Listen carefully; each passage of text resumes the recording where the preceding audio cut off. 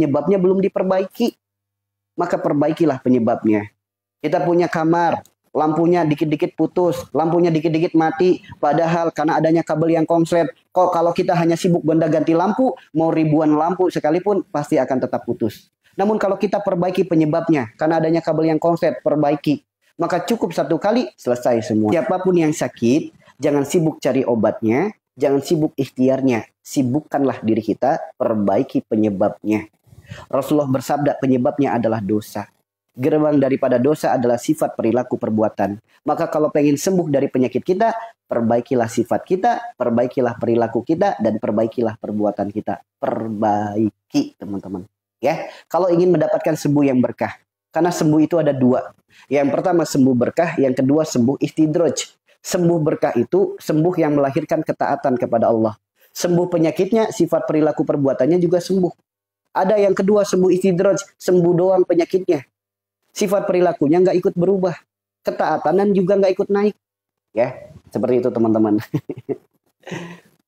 Iya, gini teman-teman. Ya, di sini makanya dibiasakan ya, wahai netizen Indonesia, dibiasakan mendengar itu sampai tuntas. Jangan memotong-memotong sebuah kalimat, karena itu berbahaya. Ya, mendengarkan itu sampai tuntas. Jangan memotong-memotong sebuah kalimat, itu berbahaya. Di sini bukan sedang menyalahkan berobat. Di sini bukan sedang menyalahkan ikhtiar, bukan. Tapi di sini menyadarkan, mengelingkan. Jangan sibukkan diri hanya dengan berobat dan ikhtiar. Sedangkan penyebabnya nggak diperbaiki. Ya, bukan berarti berobat salah, enggak salah. Ikhtiar apapun dalam menjemput sembuh diperbolehkan selagi tidak melanggar syariat agama. Makanya kalau mendengarkan tuntaskan dulu supaya tidak gagal paham. Fokuskan perbaiki penyebab, baru bermunajat agar dibimbing oleh Allah untuk mendapatkan jalan sembuh yang baik. Maka bangunlah di sepertiga malam, menangis yang lirih dalam keheningan malam, bermunajat, cukup alam semesta menjadi saksinya, malaikat mengaminkan doanya. Jadi dititipi sakit bukan langsung berpikir berobat, bukan langsung berpikir berikhtiar. Dititipi penyakit, langsung munculkan kesadaran, inilah dosaku. Jadi bukan berarti berobat salah, ikhtiar salah, bukan cuy. Tapi lahirkan kesadaran akan kesalahan. So, saya tanya, orang punya atap bocor, cari ember terus, cari baskom terus, salah nggak teman-teman?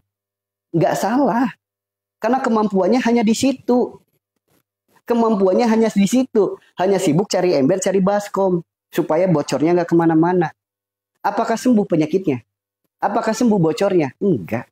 Harus diperbaiki atapnya. Dari efek air bocor, atap yang bocor, sofa pada jebol. Ngeluh mulu dengan sofa yang jebol. Apakah dengan mengeluhkan sofa jebol atapnya sembuh? Enggak. Gak ada manfaatnya mengeluh, tetap aja harus perbaiki penyebabnya. Begitupun penyakit. Kalau hanya sibuk berobat, hanya sibuk ikhtiar, apakah sembuh? Enggak. Selagi penyebabnya belum diperbaiki. Kalau hanya mengeluh dikit-dikit, sakit kepala, aduh kepala sakit, aduh perut sakit. Apakah dengan mengeluh sembuh penyakitnya? Enggak. Justru dengan mengeluh Allah berfirman dalam Al-Quran surat Al-Anbiya ayat 87-88. Semakin mengeluh, semakin ditambah kesulitan. Paham di sini teman-teman? Paham di sini? Paham nggak di sini? Jadi di sini bukan sedang menyalahkan ikhtiar, bukan. Mengelingkan, menyadarkan, jangan sibuk dengan ikhtiarmu, sibuklah perbaiki dirimu. Oke? Paham ya teman-teman ya? Ya kadang memang butuh melawan ego yang sangat luar biasa untuk memahamkan diri itu. Karena terkadang manusia itu butuh ditampar baru sadar, butuh ditampar baru eling. Nah, orang yang mendengar nasihat seperti ini kalau langsung sadar, insya Allah hatinya sudah lembut. Namun kalau orang yang justru malah menyalahkan, itu tanda kerasnya hati. Seperti itu ya teman-teman ya. Seperti itu. Makanya perkataan ini saya anggap ini perkataan yang mudah untuk dipahami. Mudah-mudahan gitu ya teman-teman ya. Mudah-mudahan perkataan ini mudah untuk dipahami. Namun bisa juga menjadi tamparan, cambukan bagi orang-orang yang tidak terima. Ya kalau dicambuk jadi sadar, bagus. Kalau dicambuk malah emosi, akhirnya ngajaknya berdebat. Itu ya teman-teman ya. Ya. Karena doa dan ikhtiar satu kesatuan yang nggak bisa dipisahkan. Makanya gini teman-teman. Nih, poinnya apa? Poinnya kayak gini teman-teman. Allah titipkan penyakit, datangnya dari dosa. Berarti kalau kita sadar sakitku karena dosaku, maka mohon ampunlah dulu kepada Allah. Mohon ampun kepada Allah, akui kesalahan kita, berjanji untuk tidak mengulangi lagi. Kemudian menangis yang lirih dalam keheningan malam. Minta sama Allah, karena siapa yang meminta ampunan Allah ampuni, siapa yang meminta Allah beri, siapa yang memohon Allah kabulkan, maka minta sama Allah. Ya Allah, hamba sakit, Engkaulah Rob yang maha pengasih, maha penyayang. Sebagaimana doa Nabi Ayub, Robbi animasani yaduru wa anta arhamur rahimin. Minta, ya Allah berilah hamba kesempatan di sisa usia ini untuk hamba bisa memperbaiki diri ini. Hamba mohon ya Allah, Engkaulah Rabb yang maha menyembuhkan. Maka bimbinglah langkah kaki hamba untuk mendapatkan sembuh yang berkah darimu.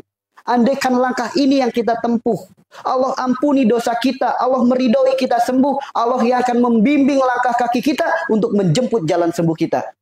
Andaikan sembuhnya harus dengan obat, Allah yang akan pertemukan kita dengan obat kita.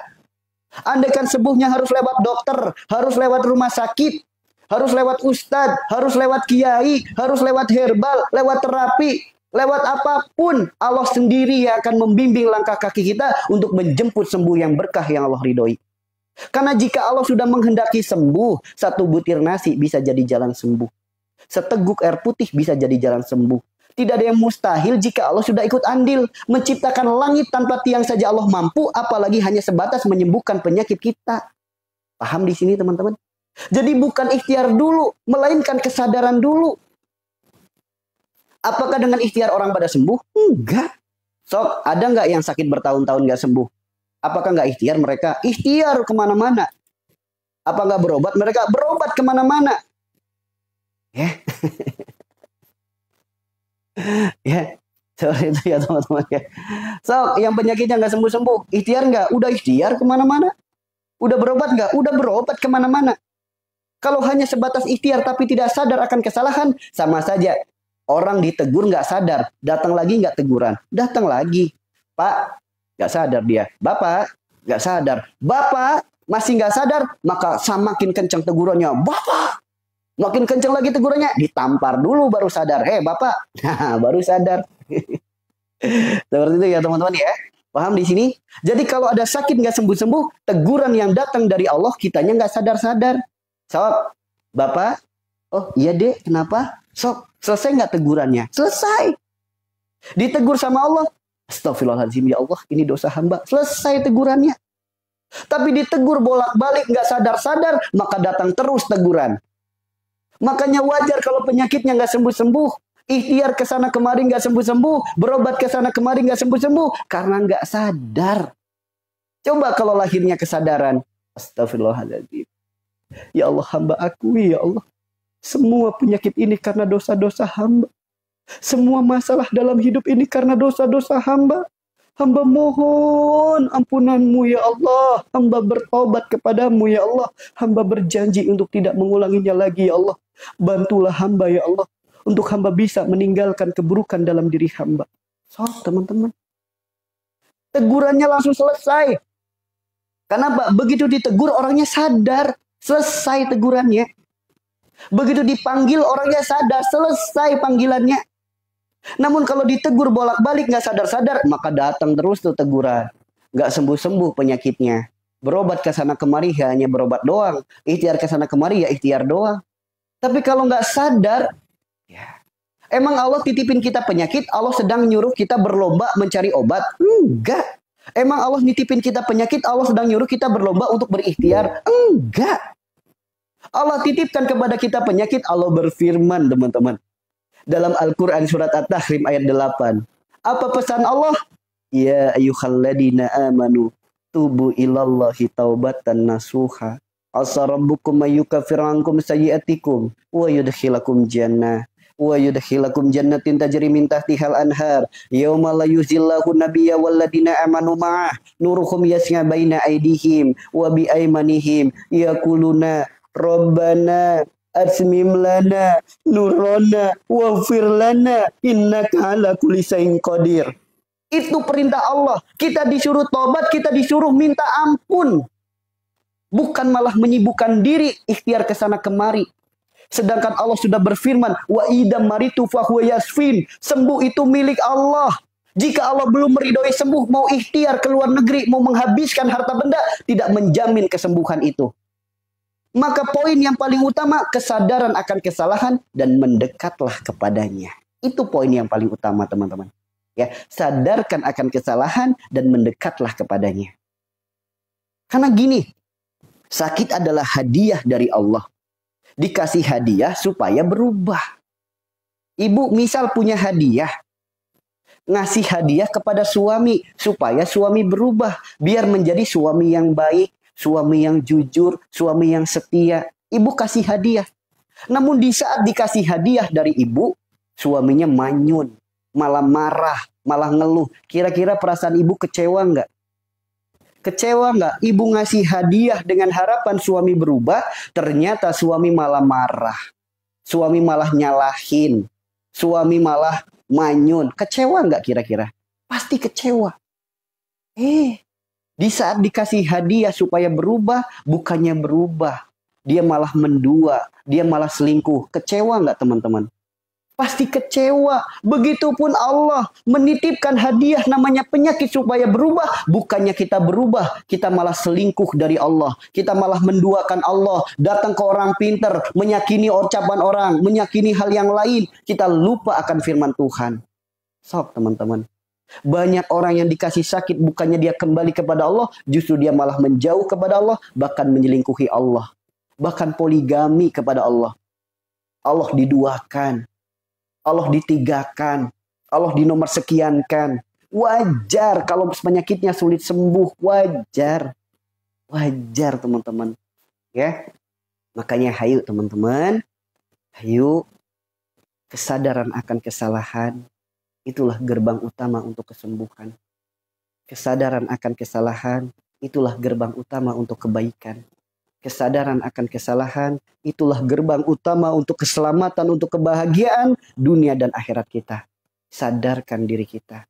Jangan sampai mati baru kita sadar. Ya Allah, hidupkan aku sehari aja. Aku pengen hidup. Aku pengen melakukan kebaikan. Aku pengen bersedekah. Aku pengen beribadah. Aku pengen bertobat. Apakah harus nunggu mati dulu baru kita sadar? Nauzubillah teman-teman. Itulah firman Allah dalam Al-Quran. Jangan sampai nunggu mati dulu baru pengen hidup lagi. Jangan sampai nunggu mati dulu baru pengen sadar lagi.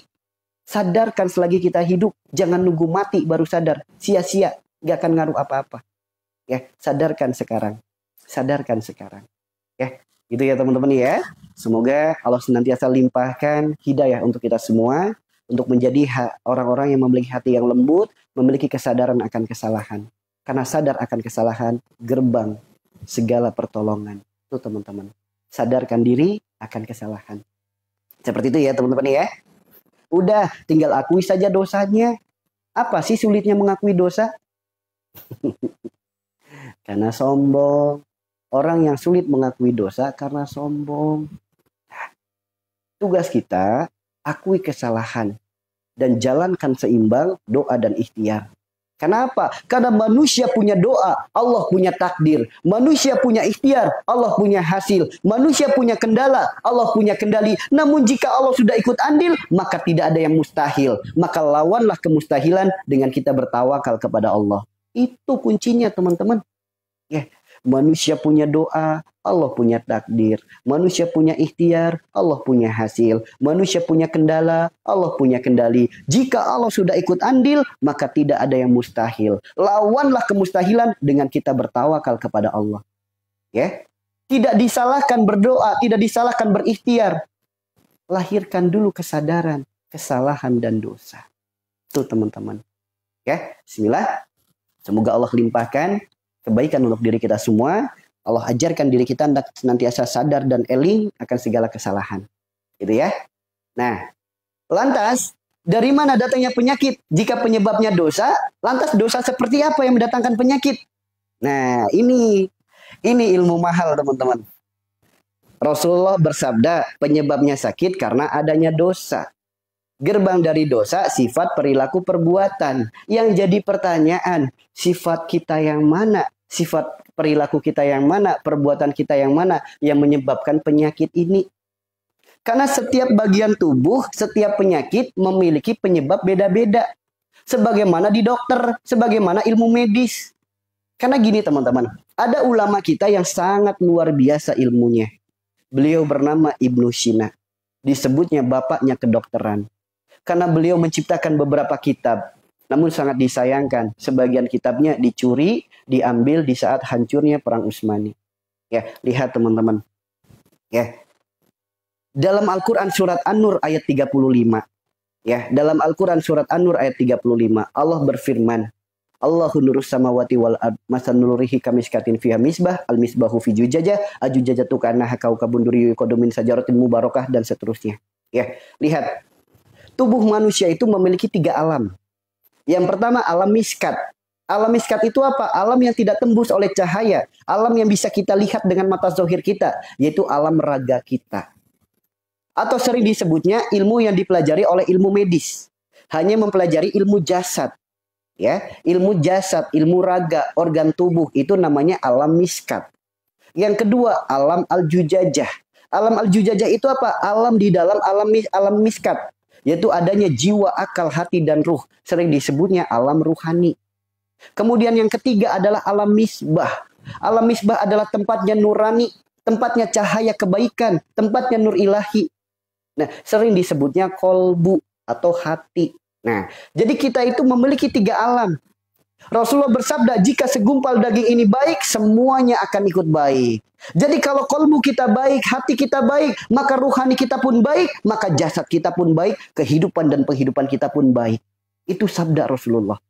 Namun jika segumpal daging ini buruk, maka yang lain pun akan ikut buruk. Al-jujahiyahnya, jiwanya, akalnya, ruhnya ikut buruk. Alam jasadnya pun ikut buruk. Seperti itu ya.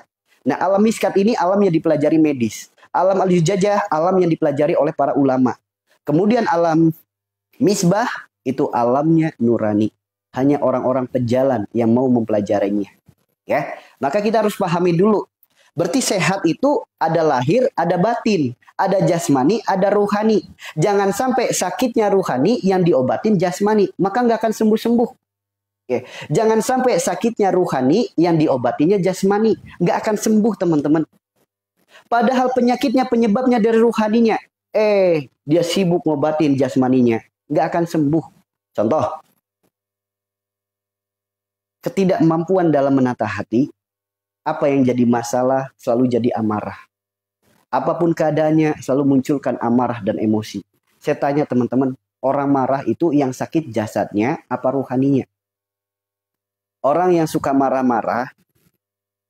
Itu penyakitnya penyakit jasad apa penyakit ruhani? Saya tanya teman-teman.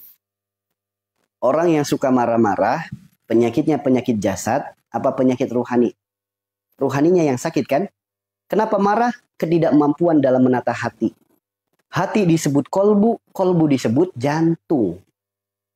Orang kalau lagi marah, karena tidak mampu menata hati, maka jantungnya pun ikut bergejolak.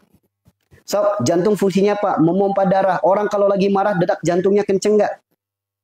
Orang kalau lagi marah, detak jantungnya kenceng nggak, teman-teman? Detak jantungnya kenceng. Jantung fungsinya memompa darah. Semakin kencang detaknya, semakin tinggi tekanannya, semakin tinggi presernya. Maka terjadilah penyakit tekanan darah tinggi. Apa penyebabnya? Marah. Sekarang saya tanya, orang yang marah bisa nggak sembuh dengan obat kimia? Orang yang lagi marah-marah bisa nggak sembuh dengan herbal? Orang yang lagi marah-marah bisa nggak sembuh dengan pijat dan terapi? Bisa sembuh nggak teman-teman? Ya, saya tanya lagi teman-teman. Orang yang punya sifat marah-marah, orang yang lagi marah-marah, bisa nggak sembuh dengan obat kimia? Nggak bisa. Bisa nggak sembuh dengan herbal? Nggak bisa. Bisa nggak sembuh dengan dipijat dinding terapi? Nggak bisa. Makanya orang punya penyakit darah tinggi nggak bisa sembuh hanya dengan mengandalkan obat kimia, mengandalkan herbal dan terapi. Karena penyebabnya adalah ketidakmampuan menata hati, apapun masalahnya jadi marah dan emosi. Maka kalau pengen sembuh dari penyakit darah tinggi, yuk mulai sekarang kedepankan sabar daripada amarah, kedepankan sabar daripada emosi. Karena kalau kita bisa menekan amarah kita, munculkan kesabaran kita, maka kolbu kita akan mizan. Jantung kita akan seimbang, maka tekanan darah kita pun akan normal. Tuh teman-teman. Jadi kalau punya penyakit darah tinggi, bukan herbal, bukan kimia solusinya. Solusinya adalah perbaiki sifat amarahnya. Herbal dan kimia hanya membantu.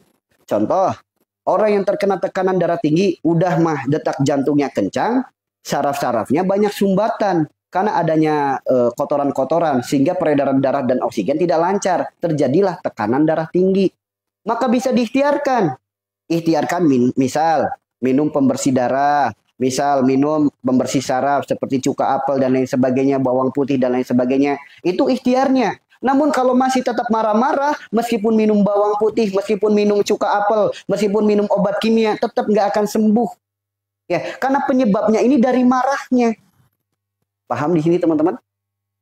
Jadi ketika kita ikhtiarkan, kedepankan sabar daripada marah. Kemudian ikhtiarkan minum herbal atau minum obat kimia untuk membersihkan darah. Maka ini akan terjadi yang namanya ikhtiar yang baik. Menggabungkan antara spiritual dan medis. Menggabungkan antara spiritual dan alternatif digabungkan. Maka terjadi ikhtiar yang baik. Kalau hanya sebatas satu belah saja, satu bagian saja yang kita ikhtiarkan, herbal doang yang diminum, kimia doang yang diminum, sedangkan spiritualnya nggak diperbaiki, ya nggak akan ngaruh teman-teman. Ya nggak akan ngaruh. Paham di sini teman-teman? Paham di sini? Maka begitu muncul marah, segera tahan, lahirkan kesabaran. Astagfirullahaladzim. Astagfirullahaladzim. Dan segera ingat kepada Allah. Karena hanya dengan mengingat Allah, hati akan menjadi tenang. Allah bidikrillah tatmainul qulub. Maka barang siapa yang terkena penyakit darah tinggi, jika ingin sembuh dari penyakitnya, bukan herbal dan kimia terus solusinya, melainkan tahanlah amarahmu, kedepankanlah sabarmu, sehingga mizan kolbumu, mizan tekanan jantungmu. Tuh, maka sembuh darah tingginya teman-teman. Ya. Ya, marah kan gerbangnya banyak. Makanya tadi disebutkan apa yang dilihat, apa yang dialami, apa yang dirasakan, lahirnya marah. Makanya jadinya darah tinggi. Gini teman-teman, marah itu nggak ada batasan. Apapun masalah kita, marah tidak ada batasan. Misal pasangan kita PA-nya luar biasa, misal ngeyelnya luar biasa, nguji kesabaran luar biasa, itu bukan jadi alasan. Bukan. Tugas kita bukan beralibi, bukan beralasan akan keadaan. Melainkan Allah berfirman, Innallaha ma'as sabirin. Sesungguhnya Allah bersama dengan orang-orang yang sabar. Ya, sabar itu tidak punya batasan. Bagaimana mungkin sabar memiliki batasan? Sedangkan yang membersamainya adalah Rob yang maha tak terbatas. Kalau kita memilih tidak sabar, karena kita memilih menjauh dari Allah. Simple. Hidup adalah pilihan. Betul. Mau pilih sabar, mau pilih marah. Mau pilih bersama dengan Allah atau mau pilih menjauh dari Allah. Pilihan ada pada diri kita masing-masing. Jangan beralasan sebuah peristiwa. Jangan beralasan sebuah masalah. Jangan. Tugas kita bukan beralasan dengan masalah. Masalah punya kapasitas masing-masing. Sebagaimana firman Allah, la yukallifullahu nafsan illa wus'aha, laha makasabat wa 'alaiha maktasabat. Allah memberikan ujian kepada diri kita sesuai batas kemampuan kita. Ujian pada ibu belum tentu saya mampu. Ujian pada bapak belum tentu saya mampu. Begitupun sebaliknya. Ujian pada diri saya belum tentu ibu-ibu mampu, belum tentu bapak-bapak mampu. Paham di sini? Jadi Allah pasti mampukan ujian kita. Cuma pilihannya sabar atau tidak. Mau mendekat atau mau menjauh. Sesederhana itu teman-teman. Maka ayo, Islam itu melahirkan kesadaran, bukan melahirkan alasan. Paham di sini? Paham di sini? Islam itu melahirkan kesadaran, bukan melahirkan alasan. Dikasih nasihat, dikasih ayat, alasan mulu. Bukan itu tujuan agama Islam. Islam itu mengajak diri kita kepada kesadaran, bukan kepada alasan. Maka jangan beralibi, nggak ada manfaatnya alasan, nggak ada. Yang dimaksud sabar, nggak ada. Sabar itu nggak ada batasnya. Maka kalau ada orang yang bilang sabar ada batasnya, berarti dia memilih untuk tidak bersama dengan Allah. Bagaimana mungkin sabar memiliki batasan? Sedangkan yang membersamainya adalah Rob yang maha tak terbatas. Jadi nggak pernah sabar itu punya batasan. Nggak pernah. Sabar itu tanpa batasan. Sabar itu tanpa tapi. Paham di sini teman-teman?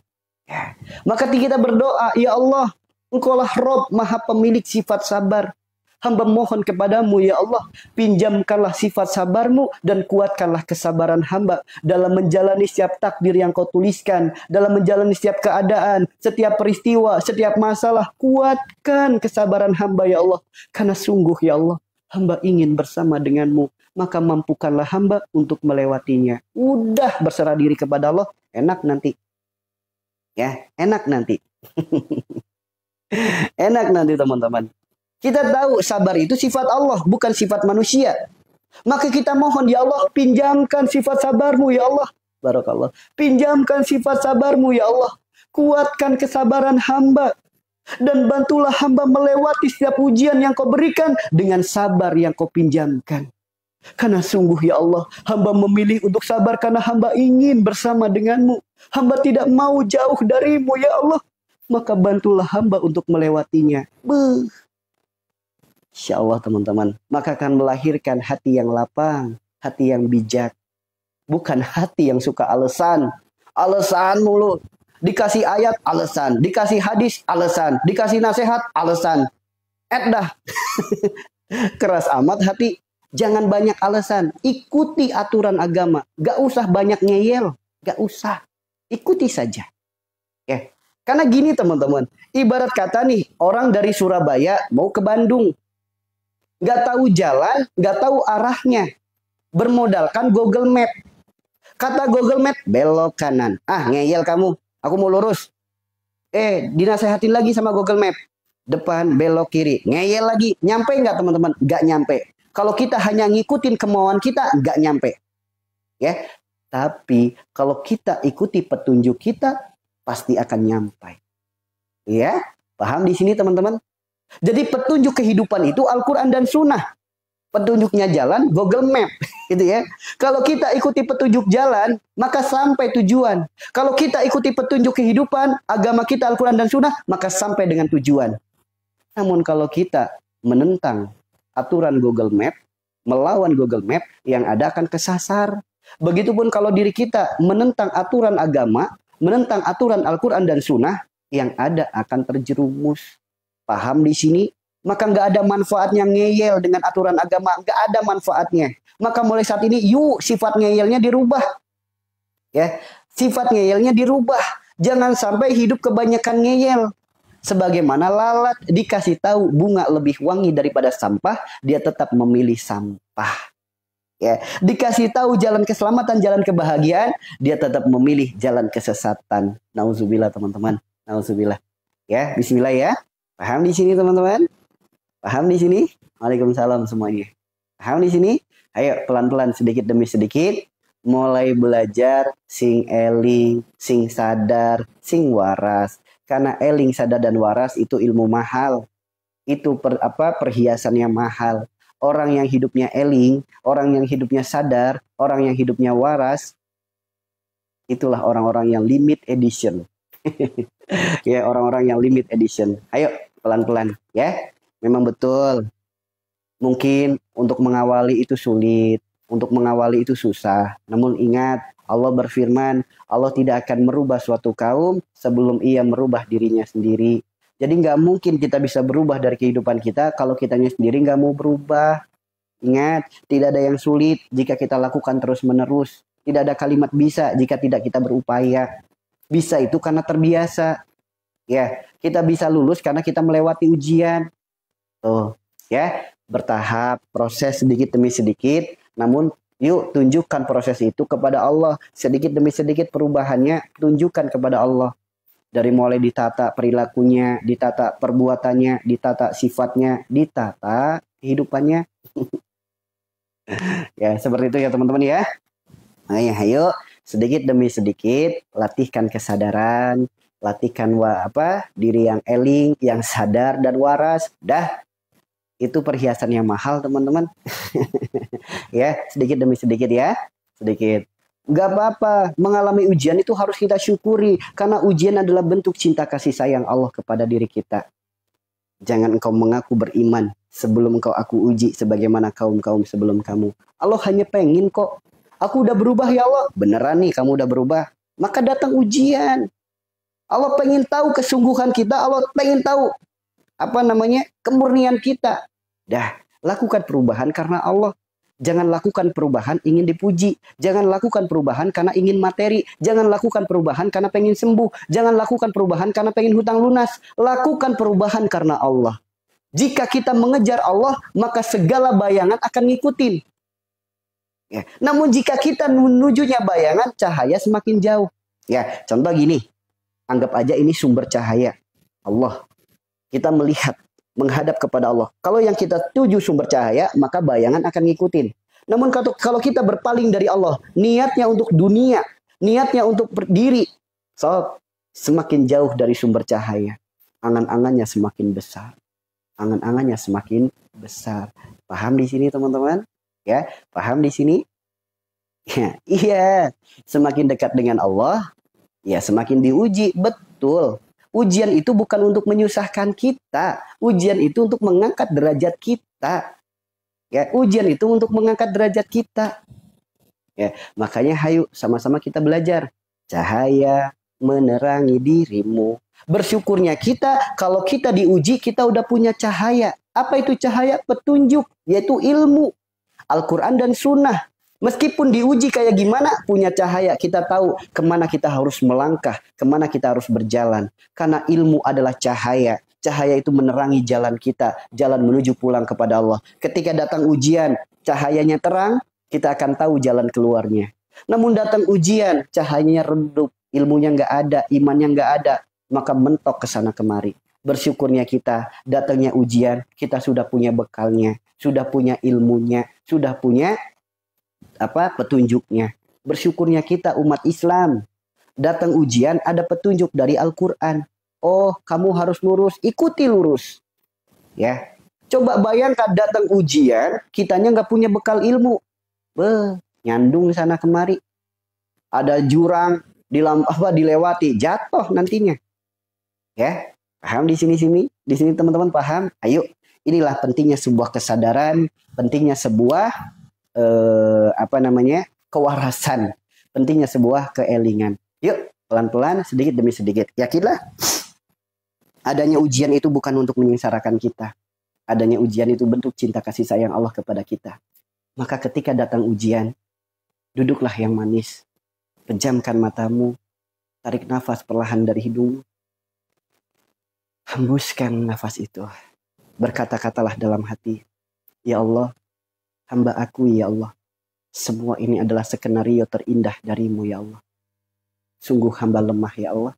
Tanpa pertolonganmu hamba tidak bisa apa-apa. Maka bantulah hamba untuk bisa melewatinya. Karena engkaulah tujuan dalam hidup ini. Ridhomu yang senantiasa hamba harapkan. Cintamu yang hamba dambakan. Engkaulah sebaik-baik pelindungku. Sebaik-baik penolongku. Hasbunallah wa ni'mal wakil. Ni'mal maula wa ni'man nasir. Wala hawla wala quwata illa billahil aliyyil azim. Hasbunallah wa ni'mal wakil. Ni'mal maula wa ni'man nasir. Wala hawla wala quwata illa billahil aliyyil azim. Hamba akui ya Allah. Semua masalah ini karena dosa-dosa hamba. Semua musibah ini karena dosa-dosa hamba. Segala kesulitan, segala kesempitan, segala penyakit karena dosa-dosa hamba ya Allah. Hamba mohon ampunanmu ya Allah. Hamba bertaubat kepadamu ya Allah. Astaghfirullahaladzim. Astaghfirullahaladzim. Astaghfirullahaladzim. Astaghfirullahaladzim. Astaghfirullahaladzim. Astaghfirullahaladzim. Astaghfirullahaladzim. Innallaha ghafurur rahim. Ya Allah, di sisa usia ini ya Allah, berilah hamba kesempatan untuk hamba bisa memperbaiki diri ini ya Allah. Berilah hamba kesempatan untuk hamba bisa merubah diri ini ya Allah. Agar menjadi pribadi yang lebih baik, lebih taat, lebih sehat, lebih manfaat, lebih istiqomah dalam mendekat ya Allah. Karena Engkaulah tujuan dalam hidup ini. Ridhomu yang senantiasa hamba harapkan. Cintamu yang hamba dambakan. Bersama denganmu yang hamba nantikan ya Allah. La ilaha illallah. La ilaha illallah. La ilaha illallah. La ilaha illallah. La ilaha illallah. La ilaha illallah. La ilaha illallah. Muhammadur Rasulullah. Yakinlah saudaraku, ala bidikrillah tatmainul qulub. Hanya dengan mengingat Allah hati akan menjadi tenang. Tenangnya hati kita membuat tenang pikiran kita. Datangnya kesembuhan, datangnya kemudahan, datangnya kelapangan, datangnya kebahagiaan. Yakinlah, jangan pernah putus asa dengan rahmat Allah. Jika Allah telah memberi rizki, tidak ada satupun yang bisa mencegahnya. Jika Allah memberi rahmat, tidak ada satupun yang bisa menahannya. Manusia punya doa, Allah punya takdir. Manusia punya ikhtiar, Allah punya hasil. Manusia punya kendala, Allah punya kendali. Jika Allah sudah ikut andil, maka tidak ada satupun yang mustahil dalam hidup kita. Ayo, sadarkan diri kita. Elingkan diri kita. Waraskan diri kita. Hadirkan rasa yang seperti itu. Posisikan diri kita di posisi yang seperti itu. Ayo. Manusia punya kendala, Allah punya kendali. Jika Allah sudah ikut andil, maka tidak ada yang mustahil. Bismillah ya teman-teman ya. Semangat semuanya. Semangat. Power of zikir. Semangat. Power of zikir. Power of zikir. Power of zikir. Semangat teman-teman. Ya, bismillah. Berkah selalu untuk semuanya. Ya, bismillah. Semoga Allah limpahkan kebaikan, keberkahan untuk kita semuanya. Dah, sekarang fokus aja. Perbaiki diri. Fokus saja menata hati. Gak usah khawatir dengan penyakit. Menciptakan langit tanpa tiang saja Allah mampu teman-teman. Apalagi hanya sebatas menyembuhkan penyakit kita. Mudah bagi Allah. Kita tinggal fokus aja perbaiki kesalahan kita. Karena penyakit itu karena kesalahan kita. Penyakit itu karena dosa kita. Ya. Gerbang dosa, sifat, perilaku, perbuatan. Udah, fokus aja perbaiki sifat kita, perbaiki perilaku kita, perbaiki perbuatan kita. Fokus. Fokus aja teman-teman. Fokus. Ya. Ayo, jadikan masalah, jadikan penyakit, jadikan kesulitan, apapun masalah kita, jadikan pijakan anak-anak tangga untuk kita lebih dekat kepada Allah.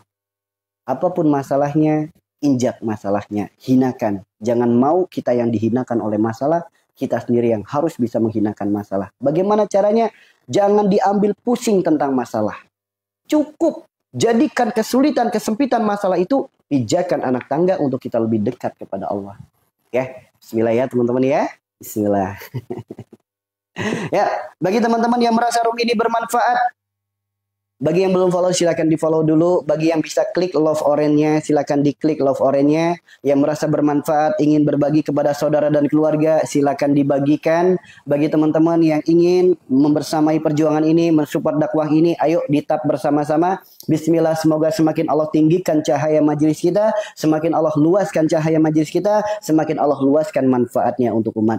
Semoga semakin banyak umat yang tercerahkan, semakin banyak umat yang dielingkan, semakin banyak umat yang disadarkan. Dan bismillah, semoga diri kita sebagai perantara kebaikan. Amin ya Allah, amin ya Rabbal Alamin.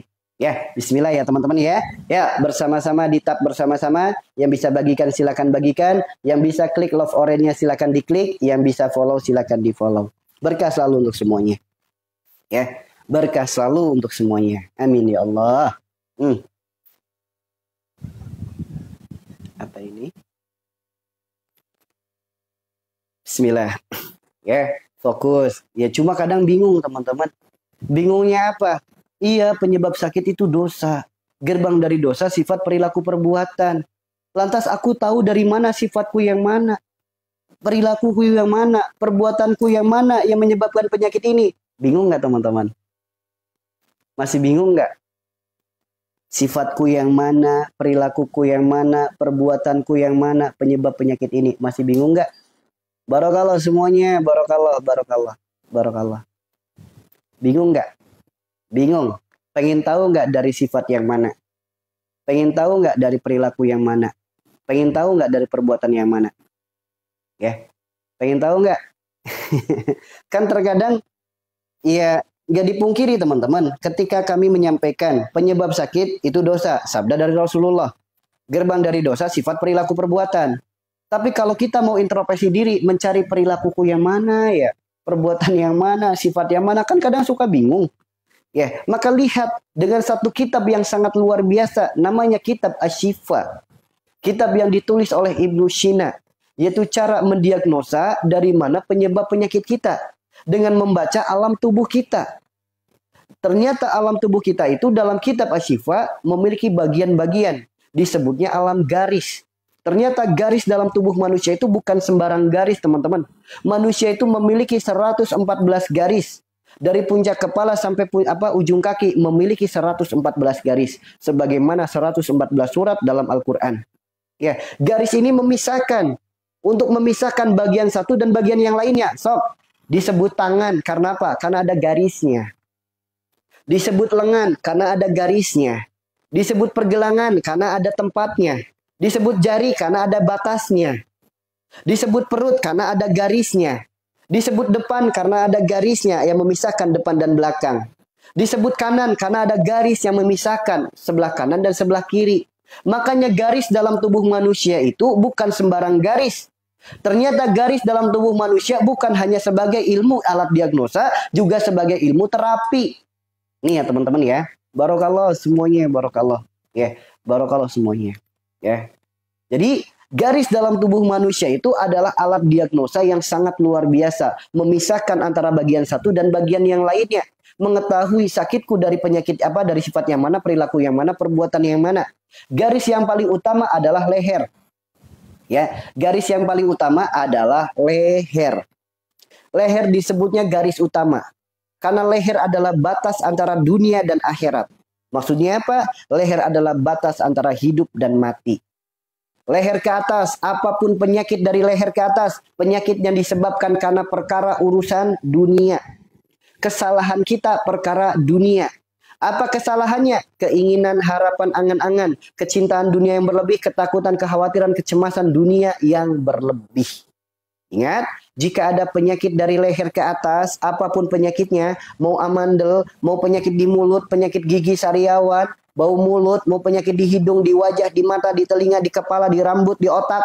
Penyebabnya apa? Berawal dari kecintaan dunia yang berlebih. Keinginan, harapan, angan-angan, ketakutan, kekhawatiran, kecemasan. Itu penyebabnya teman-teman. Lantas dari mana datangnya penyakit dari leher ke bawah? Leher ke bawah disebutnya wilayah akhirat. Berkaitan dengan ibadah, berkaitan dengan rohani, berkaitan dengan sifat. Apapun penyakit dari leher ke bawah, baik penyakit yang di dada, yang di perut, yang di kemaluan, yang di tangan, yang di kaki. Penyakit yang disebabkan karena perkara ibadah kita, teman-teman. Kemudian, tubuh kita dibagi lagi menjadi dua, sebelah kanan dan sebelah kiri. Jika ada penyakit dari puncak kepala sampai ujung kaki sebelah kanan disebutnya hablum minannas, rahmatan lil alamin. Hubungan kita dengan manusia dan alam semesta. Kesalahan kita kepada manusia dan alam semesta. Jika ada penyakit dari ujung kepala sampai ujung kaki sebelah kiri, apapun jenis penyakitnya, disebutnya hablum minallah, kesalahan kita kepada Allah. Sekarang tinggal kita lihat penyakit kita di bagian tubuh yang mana. Baru misal sakitnya di kaki, kaki di atas leher apa di bawah leher? Di bawah leher disebutnya wilayah akhirat. Kaki ada dua, sebelah kanan dan sebelah kiri. Sebelah kanan hablum minannas, rahmatan lil alamin, sebelah kiri hablum minallah. Kalau sakitnya sebelah kiri, perkara akhirat yang hubungannya dengan manusia. Ya. Udah mulai paham belum di sini, teman-teman? Udah mulai paham di sini? Mungkin teman-teman pernah melihat ada ulama yang seakan-akan bisa menerawang, seakan-akan bisa membaca. Itu bukan membaca. Ya, bukan menerawang, bukan melihat tabiat daripada sebuah kejadian. Ya, paham di sini teman-teman? Saya ambil contoh teman-teman. Saya ambil contoh. Contoh, orang terkena penyakit stroke. Ada nggak di sini yang terkena stroke? Ya, contoh, orang yang terkena penyakit stroke. Secara medis, stroke itu karena adanya sumbatan saraf otak. Kalau sumbatannya otak kanan, stroke-nya sebelah kiri. Kalau sumbatannya otak kiri, stroke-nya sebelah kanan. Karena otak kanan menggerakkan organ tubuh sebelah kiri, otak kiri menggerakkan organ tubuh sebelah kanan. Ya, itu secara medis. Ya, itu secara medis. Lihat orang stroke. Orang stroke itu seperti apa? Tangan dan kaki berkurang fungsinya. Tangan dan kaki bahkan sampai lumpuh. Tangan dan kaki wilayah di bawah leher disebutnya wilayah akhirat. Sebelah kanan disebutnya hablum minannas, rahmatan lil alamin. Apa penyebab orang terkena penyakit stroke sebelah kanan? Secara rohani, apa penyebabnya? Adanya kesalahan kepada manusia yang berujung pada rusaknya silaturahim. Sob, orang-orang yang punya stroke sebelah kanan, secara medis adanya sumbatan otak sebelah kiri. Secara spiritual, secara rohani, adanya sifat perilaku perbuatan yang salah kepada orang sampai rusak silaturahim. Dengan siapa? Boleh jadi dengan orang tuanya, boleh jadi dengan mertuanya, boleh jadi dengan pasangannya, atau mungkin mantannya. Boleh jadi dengan anaknya, boleh jadi dengan menantunya, boleh jadi dengan saudaranya, boleh jadi dengan tetangganya, boleh jadi dengan temannya. Orang yang merusak silaturahim akan muncul penyakit pada bagian tubuh sebelah kanan. Sok teman-teman. Sok. Teman-teman yang terkena stroke sebelah kanan, dengan siapa Anda melakukan kesalahan dan dengan siapa Anda memutus silaturahim. Dari mana rusaknya silaturahim? Ingat, secara medis, stroke itu karena adanya sumbatan otak kiri, kalau stroke-nya kanan. Otak kiri, otak di atas leher disebutnya wilayah dunia. Sebelah kiri disebutnya apa? Hablum minallah, perkara dunia yang berhubungan dengan Allah. Perkara apa itu? Jodoh, rizki, mati. Perkara jodoh. Ya, perkara jodoh terkena perkara jodoh rusak silaturahim. Banyak. Dengan anaknya kita bisa menikah, dengan orang tuanya nggak akur. So, rusak silaturahim. Perkara jodoh, anak dilamar atau kita melamar orang, ditolak, akhirnya apa? Memutus silaturahim. Banyak. Ya, itu perkara jodoh.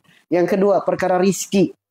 Ya, rebutan warisan, gara-gara hutang, gara-gara dagangan, rusak silaturahim. Banyak. Dan yang bahaya, yang ketiga, perkara mati. Ini bahaya teman-teman. Adanya kesalahan kita kepada seseorang, rusaknya silaturahim, kitanya belum minta maaf, orangnya udah mati. Itu stroke-nya fatal. Stroke-nya bisa sampai lumpuh, nggak bisa gerak sama sekali. Ya, dari situlah datangnya penyakit stroke. Kesalahan itu, dari sifat yang itu, dari perilaku yang itu, dari perbuatan yang itu. Lantas bagaimana solusinya? Mintalah maaf. Mohon ampun kepada Allah, minta maaf kepada orang yang kita salahi. Minta maaf teman-teman. Maaf itu kemuliaan, bukan merendahkan. Kemuliaan. Oke? Ketika kita sudah minta maaf, kita sudah perbaiki, ternyata stroke-nya belum sembuh. Berarti penyebabnya adalah rahmatan lil alamin. Hubungannya dengan alam semesta. Mungkin tangan dan kakinya pernah dipakai untuk membunuh makhluk Allah tanpa menyebut asmanya. Mungkin tangan dan kakinya pernah dipakai untuk menyakiti makhluk Allah, merusak makhluk Allah, memfitnah makhluk Allah, bisa jadi penyebabnya. Atau mungkin jalan rizkinya dari alam semesta. Jalan rizkinya dari alam semesta. Bumi, air, angin, api, binatang, pohon, dan lain sebagainya. Jalan rizkinya dari alam semesta. Jualan air isi ulang, jualan tanah, jualan batu, jualan kayu, jualan daun, jualan apapun lah yang intinya dengan alam semesta. sodakohnya kurang, sok bisa jadi stroke sebelah kanan. Ya, bisa jadi stroke sebelah kanan. Itu kalau stroke-nya sebelah kanan. Ya. Ketika yang kita salahi sudah meninggal, lantas bagaimana? Yang pertama, mohon ampun kepada Allah. Kemudian berdoa, ya Allah, hamba mohon kepadamu, ya Allah, ampuni dosa-dosa hamba kepada si fulan. Hamba mohon, ya Allah, sampaikanlah maaf ini kepada si fulan. Hamba bertobat, ya Allah, hamba mohon ampunanmu. Dah. Seperti itu ya teman-teman ya.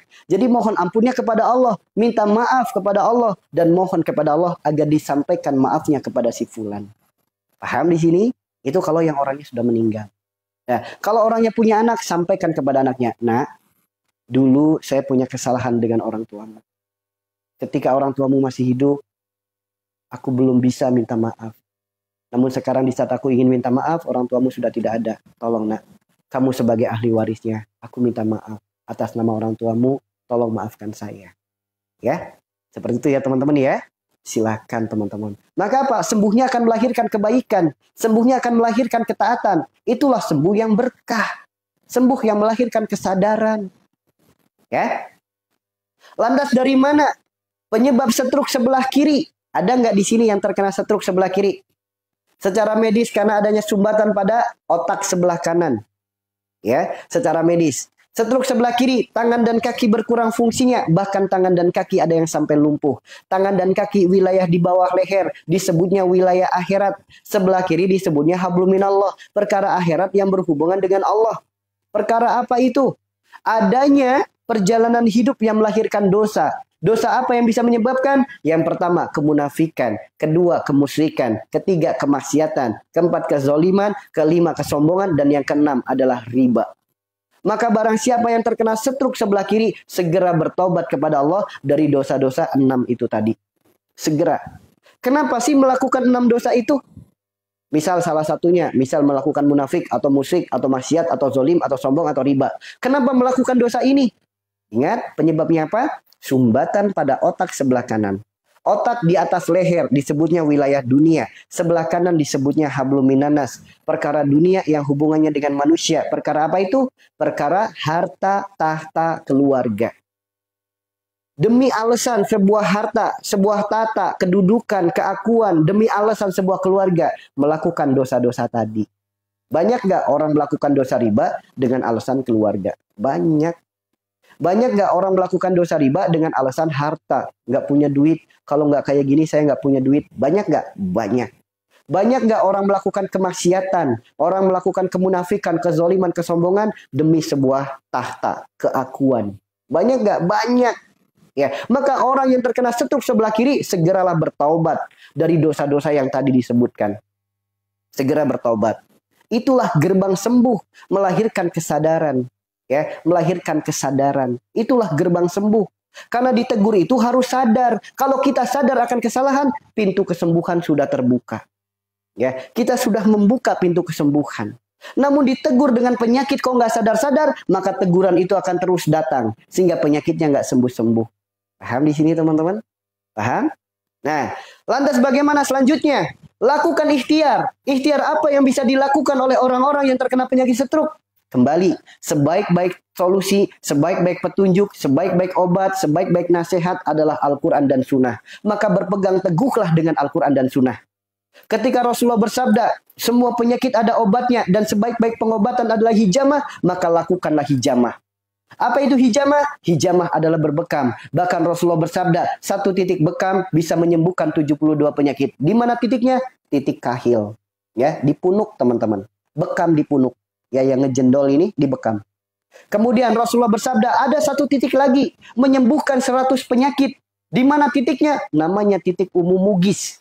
Posisinya di mana? Di puncak kepala. Puncak kepala itu di sini. Ini daun telinga, ini daun telinga. Luruskan. Pertemuannya di sini. Berarti inilah puncak kepala. Bekamlah di sini. Rasulullah bersabda 100 penyakit sembuh. Jika Rasulullah yang bersabda, percaya atau tidak? Jika Rasulullah yang bersabda, percaya atau tidak? Tuh teman-teman. Ya, maka silakan berbekam. Kemudian, selain berbekam, ada nggak cara lain untuk ikhtiar untuk orang-orang yang terkena penyakit stroke? Ada. Ditulis dalam kitab Tibun Nabawi. rujukan para ulama yang dakwah lewat pengobatan, ditulis oleh Syekh Ibnu Qayyim Al-Jauziyah, kitab yang paling masyhur, kitab yang utama untuk bicara tentang pengobatan. Disebutkan dalam kitab ini, salah satu ikhtiarnya apa? Konsumsi bawang putih. Silakan teman-teman yang terkena stroke konsumsi bawang putih. Dimakan mentah kalau bisa. Kalau nggak bisa, silakan direbus bawang putihnya. Air 3 gelas, direbus sampai mendidih. Kalau airnya sudah mendidih, geprek bawang putih kurang lebih 7 siung. Bebas, yang penting bawang putih. Mau bawang lanang, mau bawang kating, apapun bawang putih, jenisnya geprek 7 siung. Geprek, kemudian dari air 3 gelas sampai menyusut airnya setengah gelas. Kemudian diambil airnya dalam posisi hangat, ditambah sedikit garam kasar. Ditambah sedikit madu, silakan diminum. Usahakan minum antara jam 11 sampai jam 1 siang.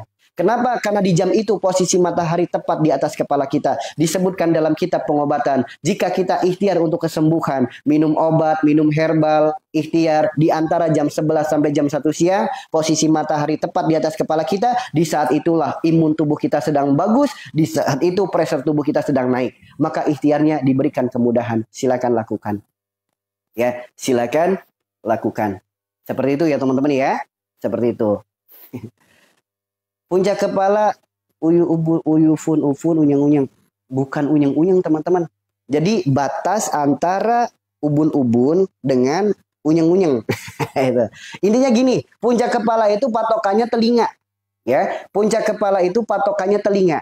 Telinga kita luruskan, pertemuannya di mana? Nah, ini puncak kepala namanya.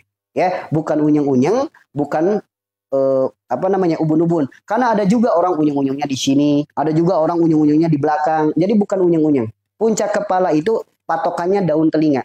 Daun telinga, ini daun telinga, luruskan ke atas.